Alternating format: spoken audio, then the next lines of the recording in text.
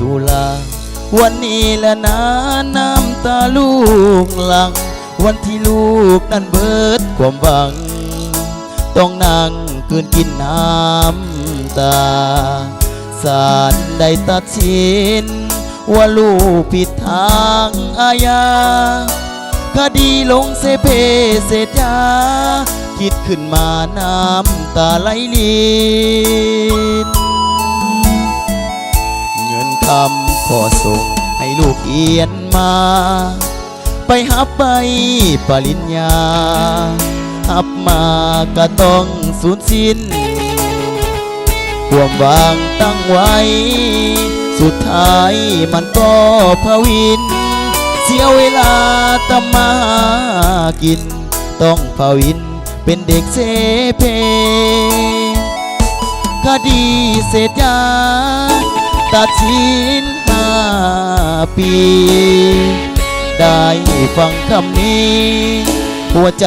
ในกายอ่อนล้าลูกเดินทางผิดคิดมาน้อยวาสนาเมื่อได้พ้นคดีเสษยาลูกนี่น่าจะไปแทนคุณพ่อแม่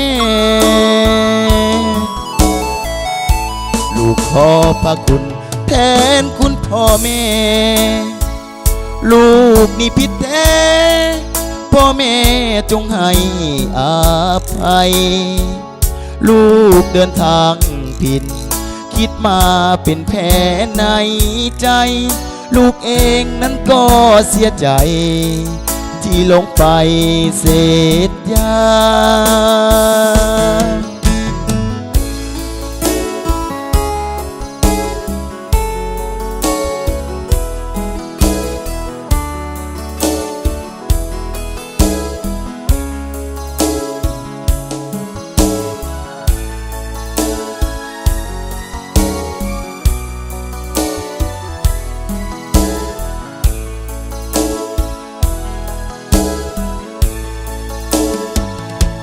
คดีเสษยาตัดสิน5 ปีได้ฟังคำนี้หัวใจในกายอ่อนล้า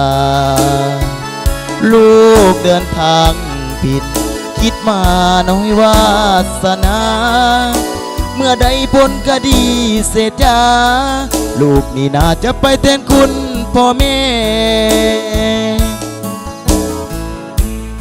ขอพระคุณแทนคุณพ่อแม่ลูกนี่ผิดแท้พ่อแม่จงให้อ